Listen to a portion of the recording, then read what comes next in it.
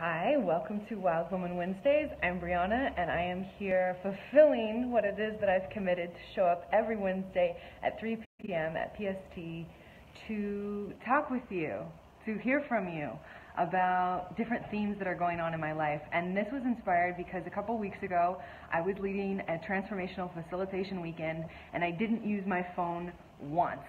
And after that, I decided to go on an initiation, a deep dive into my soul, into the deepest part of myself that I have been yet. And I've committed to doing that from now until March, and hopefully for the rest of my life, but specifically for these 3 months. And in that time, I've also committed to retreating from social media and from text messages and from using my phone as an outlet of receiving and giving love as a main outlet. And in that, I decided to take the accumulation of what it is that I've been learning and offer it in a way that still feels really good and really connecting with people that I care about. So that's where the Wild Woman Wednesdays comes from. That's what this is about. And today I want to talk about fire. Now, I'm a fire sign, and I absolutely love fire. And there was a time, I believe it started probably in my early teens, where I started to dim my fire. And I don't just mean dim my light, like the beautiful shine. I mean dim anything. And specifically what I really wanted to dim was my anger. Now, I'm Italian, and I'm also a human being, and grew up where anger in my family was just not expressed. And when it was expressed, it wasn't super healthy.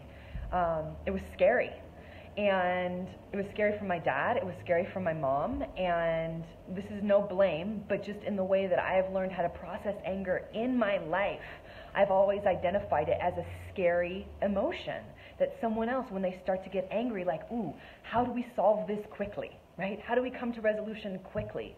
And even within myself, how do I solve this? And then when I got into the spiritual world, it was almost like, how could I avoid anger altogether? Can I meditate it away? Can I yoga it away? Can I intellectualize it away? Is there a way for me to eliminate anger? Can I eliminate this fire in any way? And the challenge with eliminating anger is twofold. Number one, you can't eliminate anger. It's there. It's a human emotion that actually indicates a boundary, that indicates when something has been crossed, that doesn't feel good for our system. And as a woman, when I tried to eliminate my anger, what I was saying yes to, what I was allowing into my field, was a lot of bullshit. I got taken advantage of. I slept with people that I didn't want to sleep with. I said yes to experiences and opportunities that I didn't want to say yes to. I allowed my fire to dim so much that I was no longer sensitive to that heat within my soul that said no, or that said yes. Fire and anger is this light switch, right? It's either on or off. It's not a fancy dimmer light. It's either on, I get to feel things, or off, I'm not feeling. And so the importance of being deeply connected to our own inner fire and our own inner anger comes from a place of being able to be turned on in our lives. We're either turned on or we're not. And this fear of anger, or this need to spiritualize it, or this need to intellectualize it, while I understand where it comes from, and I understand the need for an ability to process and digest our anger and digest our fire so it doesn't come lashing out at people, I advocate for that. Learn the process. Go through the workshop that allows you to digest and understand and build a relationship with your anger. But to say that anger needs to be eliminated or that it shouldn't be expressed is a really great way to get emotionally constipated. Fire is an element of our digestion, not just our physical digestion, but our emotional digestion, and being able to bring through whatever it is that comes our way and digest it with that fire is so essential in this spiritual process. So keeping your fire low is one way to navigate when there's high tension around you, but trying to turn your fire off completely is dangerous. I'm going to repeat that again. It's an amazing thing to know how to navigate fire, how to get it super brimming high.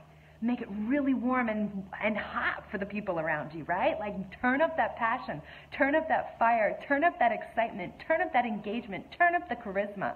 Absolutely.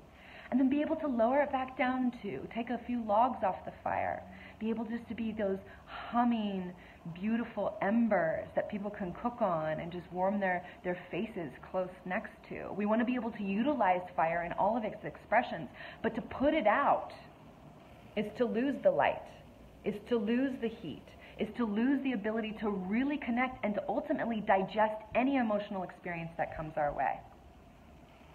So don't be afraid of your fire. Don't be afraid of your anger. Yes, absolutely find ways to navigate it, but don't be afraid of it and don't put it out.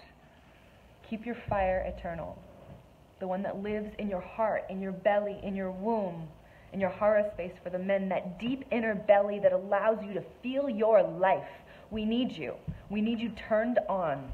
I need you turned on. I don't want anyone in my life whose fire is out. I want you in my life, passionate, fully ready to come forward and claim who you are on this team of light. Because if you're here listening to this, you're part of the team of light, and you know that. And that's why we get along so well, is because you are a warrior of light, and you know that you need your fire. You know that you need your boundaries. You know that you need your anger. And for all the times that we've been afraid of it, because what it is that we've experienced with our parents or past lives around violence and anger and fire, we are reclaiming that now. We're reclaiming the fires that are happening all around our state right now in California. I just want to say a prayer to our brothers and sisters who are in Northern California right now, Nevada City especially. I'm just praying for you in my heart for the fires that are raging around you. We know the danger of fire out of control. We know what happens when fire escapes the fire pit. And so it's our responsibility not only to take care of our inner fires, but our external fires as well. And being able to navigate with this elemental reality, the essence of fire within ourselves. So I say a prayer. This Wild Woman Wednesday actually goes out to those people who are in Northern California and having to evacuate and move. The other fire I want to mention today is an update on my friend Aaron, who is currently at California Rehabilitation Institute, CRI, in Century City. He is standing. This is my friend who fell at Burning Man, fell 50 feet, and broke his lower back. And his inner fire has been super inspiring me. I will link to his Facebook page here, Aaron Zahavi, and he's posting almost every day about the passion and the insight and the wisdom that's coming through him in this very challenging time in his life, and having to find that light within, having to find that fire within, no matter how challenging his situation is. He was declared paralyzed from the waist down, and that he probably would not walk again. And there are now 2 videos of him assisted walking. And so this is all possible. And it really comes from us finding that passion, finding that light within. What is it that turns you on? What is it that gets you out of bed? What is it that you're here to do? What's the role that you're here to play on the team of light? And waking up every day and stoking your fire.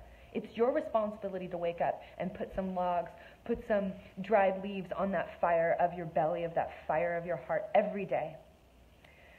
So thank you for joining me for this Wild Woman Wednesday in theme of fire. I love you tons and would love to see your comments in the comment section. I see that I missed some. Hi guys, it's lovely to see you. Love you all, light to all, peace to all. Lots of love. Love you, Gretchen. Peace.